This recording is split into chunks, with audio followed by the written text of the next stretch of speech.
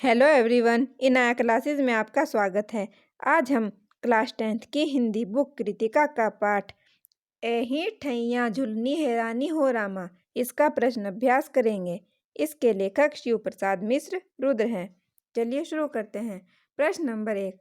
हमारी आज़ादी की लड़ाई में समाज के उपेक्षित माने जाने वाले वर्ग का योगदान भी कम नहीं रहा है। इस कहानी में ऐसे लोगों के योगदान को लेखक ने किस प्रकार उभारा है? उत्तर। भारत की आज़ादी की लड़ाई में हर धर्म और वर्ग के लोगों ने बढ़ चढ़कर भाग लिया था। इस कहानी में लेखक ने टुन्नू व दुलारी जैसे पात्रों के माध्यम से उस वर्ग को उभारने की कोशिश की है जो समाज में हीन या उपेक्षित वर्ग के रूप में देखे जाते हैं। टुन्नू व दुलारी दोनों ही कजली गायक हैं।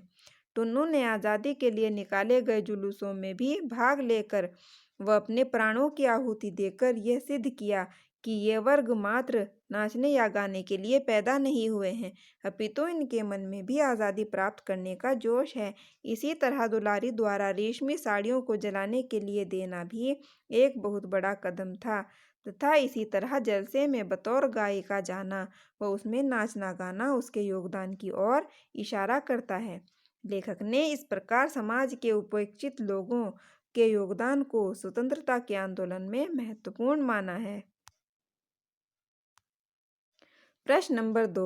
कठोर हृदय समझी जाने वाली दुलारी टुन्नू की मृत्यु पर क्यों विचलित हो उठी? दुलारी अपने कठोर स्वभाव के लिए प्रसिद्ध थी, परंतु दुलारी का स्वभाव नारियल की तरह था। वह एक अकेली स्त्री थी, इसलिए स्वयं की रक्षा हेतु वह कठोर आचरण करती थी, परंतु अंदर से वह बहुत नरम दिल की स्त्री थी।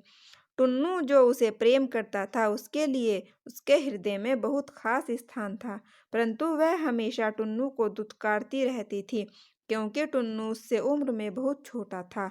परंतु उसके मन में टुन्नू का एक अलग ही स्थान था।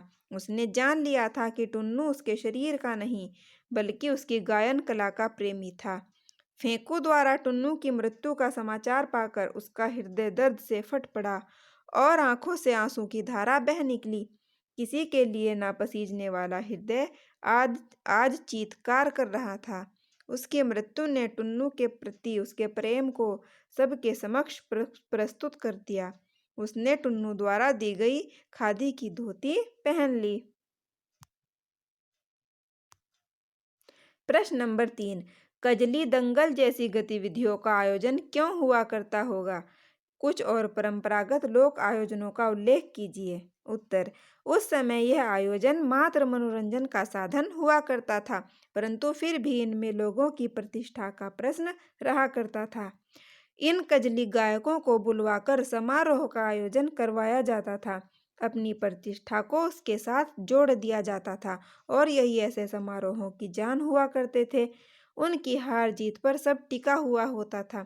भारत में तो विभिन्न स्थानों पर अलग अलग रूपों में अनेक अनेक समारोह किए जाते हैं, जैसे उत्तर भारत में पहलवानी या कुश्ती का आयोजन, राजस्थान में लोक संगीत व पशु मेलों का आयोजन, पंजाब में लोक नृत्य व लोक संगीत का आयोजन, दक्षिण में बैलों के दंगल व हाथी युद्ध का आयोजन किया जाता है। प्रश्न नंबर 4। दुलारी विशिष्ट कहे जाने वाले सामाजिक सांस्कृतिक दायरे से बाहर है, फिर भी अति विशिष्ट है। इस कथन को ध्यान में रखते हुए दुलारी की चारित्रिक विशेषताएं लिखिए। दुलारी बेशक सामाजिक सांस्कृतिक के दायरे से बाहर है। समाज के प्रतिष्ठित लोगों द्वारा इन प्रतिभावान व्यक्तियों व इनकी कलाओं को उचित सम्मान नहीं दिया गया है, लेकिन अपने व्यक्तित्व से इन्होंने अपना एक अलग नाम प्राप्त किया है जो अति विशिष्ट है। दुलारी की यही विशिष्टता उसे सबसे अलग करती है। ये इस प्रकार है। प्रभावशाली गायिका। दुलारी एक प्रभावशाली गायिका है। उसकी आवाज़ में मधुरता व लय का सुंदर संयोजन है। पद्य में तो सवाल जवाब करने में उसे कुशलता प्राप्त थी। उसका सामना अच्छे से अच्छा गायक भी नहीं कर पाता था। देश के प्रति समर्पित। बेशक दुलारी प्रत्यक्ष रूप से स्वतंत्रता संग्राम में ना कूदी हो, उसमें भाग ना लिया हो, पर वह अपने देश के प्रति समर्पित स्त्री थी। उसने बिना हिचके फेंको द्वारा दी रेशमी साड़ियों को के बंडल को आंदोलनकारियों को जलाने के लिए दे दिया। समर्पित प्रेमिका। दुलारी एक समर्पित प्रेमिका थी। वह टुन्नू से मन ही मन प्रेम करती थी, परंतु उसके जीते जी उसने अपने प्रेम को कभी भी व्यक्त नहीं किया। उसकी मृत्यु ने उसके हृदय में दबे प्रेम को आंसुओं के रूप में प्रवाहित कर दिया। निडर स्त्री। दुलारी एक निडर स्त्री थी। वह किसी से नहीं डरती थी। दुलारी का अपना कोई नहीं था। वह अकेली रहती थी, अतः अपनी रक्षा हेतु उसने स्वयं को निडर बनाया हुआ था। इसी निडरता से उसने फेंकू की दी हुई साड़ी जुलूस में फेंक दी। टुन्नू की मृत्यु के पश्चात उसने अंग्रेज विरोधी समारोह में भाग लिया तथा गायन पेश किया। स्वाभिमानी स्त्री। दुलारी एक स्वाभिमानी स्त्री थी। वह अपने सम्मान का समझौता करने के लिए बिल्कुल भी तैयार नहीं थी। उसने अकेले रहकर सम्मान से सर उठाकर जीना सीखा था। फेंकू की दी साड़ी भी उसी ने इसलिए ही फेंक दी थी। प्रश्न नंबर 5। दुलारी का टुन्नू से पहली बार परिचय कहाँ और किस रूप में हुआ? टुन्नू व दुलारी का परिचय भादों में तीज के अवसर पर खोजवा बाजार में हुआ था, जहां वे गाने के लिए बुलवाई गई थी। दुक्कड़ पर गाने वालियों में दुलारी का खासा नाम था। उसने पद में ही सवाल जवाब करने की महारत हासिल थी। बड़े बड़े गायक उसके आगे पानी भरते नजर आते थे और यही कारण था कि कोई भी उसके सम्मुख नहीं आता था। उसी कजली दंगल में उसकी मुलाकात टुन्नू से हुई थी। उसने भी पद्यात्मक शैली में प्रश्न उत्तर करने में कुशलता प्राप्त की थी। टुन्नू दुलारी की ओर हाथ उठाकर चुनौती के रूप में ललकार उठा। दुलारी मुस्कुराती हुई मुग्ध होकर सुनती रही। टुन्नू ने दुलारी को भी अपने आगे नतमस्तक कर दिया था। प्रश्न नंबर 6। दुलारी का टुन्नू को यह कहना कहाँ तक उचित था? तैं सरबौला बोल जिंदगी में कब देख ले लौट। दुलारी से इस आक्षेप में आज के युवा वर्ग के लिए क्या संदेश छिपा है? उदाहरण सहित स्पष्ट कीजिए। इस प्रश्न का उत्तर इस प्रकार है। दुलारी का टुन्नू को यह कहना उचित था, तैं सरबौला बोल जिंदगी में कब देखने लौट, क्योंकि टुन्नू अभी 16-17 वर्ष का है। उसके पिताजी गरीब पुरोहित थे जो बड़ी मुश्किल से गृहस्थी चला रहे थे। टुन्नू ने अब तक लोट यानी नोट नहीं देखे थे। उसे पता नहीं कि कैसे कौड़ी कौड़ी जोड़कर लोग गृहस्थी चलाते हैं। यहाँ दुलारी ने उन लोगों पर आक्षेप किया है जो असल जिंदगी में कुछ करते नहीं, मात्र दूसरों की नकल पर ही आश्रित होते हैं। उसके अनुसार इस जिंदगी में कब क्या हो जाए कोई नहीं जानता। इस जिंदगी में कब नोट या धन देखने को मिल जाए कोई कुछ नहीं जानता। इसलिए हर परिस्थिति के लिए तैयार रहना चाहिए। प्रश्न नंबर 7। भारत के स्वाधीनता आंदोलन में दुलारी और टुन्नू ने अपना योगदान किस प्रकार दिया? विदेशी वस्त्रों के बहिष्कार हेतु चलाए जा रहे आंदोलन में दुलारी ने अपना योगदान रेशमी साड़ी व फेंको द्वारा दिए गए रेशमी साड़ी के बंडल को देकर दिया। बेशक वह प्रत्यक्ष रूप में आंदोलन में भाग नहीं ले रही थी, फिर भी अप्रत्यक्ष रूप से उसने अपना योगदान दिया था। टुन्नू ने स्वतंत्रता संग्राम में एक सिपाही की तरह अपना योगदान दिया था। उसने रेशमी कुर्ता व टोपी के स्थान पर खादी के वस्त्र पहनना आरंभ कर दिया। अंग्रेज विरोधी आंदोलन में वह सक्रिय रूप से भाग लेने लगा था और इसी सहभागिता के कारण उसे अपने प्राणों का बलिदान देना पड़ा। प्रश्न नंबर 8। दुलारी और टुन्नू के प्रेम के पीछे उनका कलाकार मन और उनकी कला थी। यह प्रेम दुलारी को देश प्रेम तक कैसे पहुंचाता है? दुलारी और टुन्नू के हृदय में एक दूसरे के प्रति अगाध प्रेम था और ये प्रेम उनकी कला के माध्यम से ही उनके जीवन में आया था। दुलारी ने टुन्नू के प्रेम निवेदन को कभी स्वीकार नहीं किया, परंतु वह मन ही मन उससे बहुत प्रेम करती थी। वह यह भली भांति जानती थी कि टुन्नू का प्रेम शारीरिक न होकर आत्मीय प्रेम था और टुन्नू की इसी भावना ने उसके मन में उसके प्रति श्रद्धा भावना भर दी थी। परंतु उसकी मृत्यु के समाचार ने उसके हृदय पर जो आघात किया, यानी जो टुन्नू की मृत्यु का समाचार जब उसे मिला दुलारी को, तो उसके हृदय पर जो आघात किया उसकी मृत्यु के समाचार ने, वह उसके लिए असहनीय था।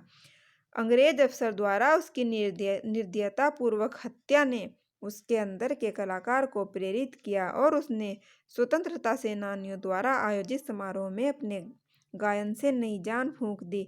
यहीं से उसने देश प्रेम का मार्ग चुना। प्रश्न नंबर 9।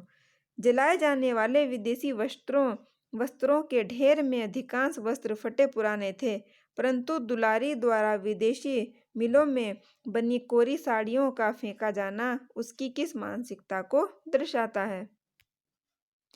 आज़ादी के दीवानों की एक टोली जलाने के लिए विदेशी वस्त्रों का संग्रह कर रही थी, उन्हें इकट्ठा कर रही थी। अधिकतर लोग फटे पुराने वस्त्र ही दे रहे थे। दुलारी के वस्त्र बिल्कुल नए थे। दुलारी द्वारा विदेशी वस्त्रों के ढेर में कोरी नई रेशमी साड़ियों का फेंका जाना यह दर्शाता है कि वह एक सच्ची हिंदुस्तानी है, जिसके हृदय में देश के प्रति प्रेम व आदर का भाव है। देश के आगे उसके लिए साड़ियों का कोई मूल्य नहीं है, कोई मोल नहीं है। उसके हृदय में उन रेशमी साड़ियों का मोह बिल्कुल नहीं था। मोह था तो बस अपने देश के सम्मान का। वह उसकी सच्चे देश प्रेमी की मानसिकता को दर्शाता है। प्रश्न नंबर 10। मन पर किसी का बस नहीं, वह रूप या उम्र का कायल नहीं होता। टुन्नू के इस कथन में उसका दुलारी के प्रति किशोर जनित प्रेम व्यक्त हुआ है, परंतु उसके विवेक ने उसके प्रेम को किस दिशा की ओर मोड़ा?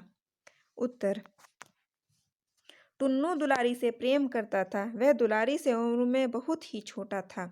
वह मात्र 17-16 साल का लड़का था।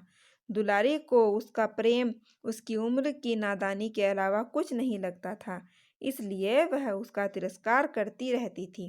परंतु इन वाक्यों ने जैसे एक अल्हड़ लड़के में प्रेम के प्रति सच्ची भावना देखी।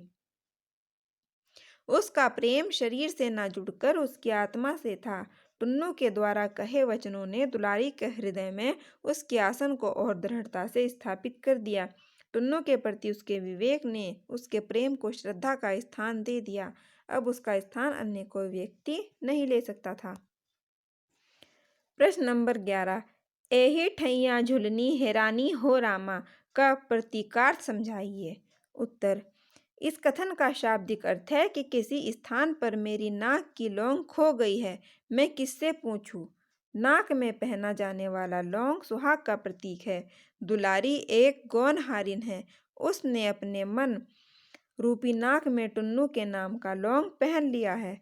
दुलारी की मनोस्थिति देखे तो जिस स्थान पर उसे गाने के लिए आमंत्रित किया गया था, उसी स्थान पर टुन्नू की मृत्यु हुई थी, तो उसका प्रतीकार्थ होगा, इसी स्थान पर मेरा प्रियतम मुझसे बिछड़ गया है। अब मैं किससे उसके बारे में पूछूं कि मेरा प्रियतम मुझे कहाँ मिलेगा? अर्थात अब उसका प्रियतम उससे बिछड़ गया है, उसे पाना अब उसके बस में नहीं है। यहाँ पर इस पाठ का प्रश्न अभ्यास समाप्त होता है। अगर आप इसका PDF डाउनलोड करना चाहते हैं तो डिस्क्रिप्शन बॉक्स में लिख दिया हुआ है, आप डाउनलोड कर सकते हैं। और अगर वीडियो अच्छा लगा हो तो वीडियो को लाइक करें, शेयर करें और चैनल को सब्सक्राइब करना मत भूलें।